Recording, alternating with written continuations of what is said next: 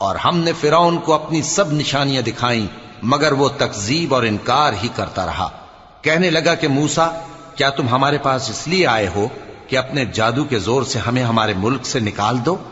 تو ہم بھی تمہارے مقابل ایسا ہی جادو لائیں گے، تو ہمارے اور اپنے درمیان ایک وقت مقرر کر لو کہ نہ تو ہم اس کے خلاف کریں اور نہ تم، اور یہ مقابلہ ایک ہموار میدان میں ہوگا۔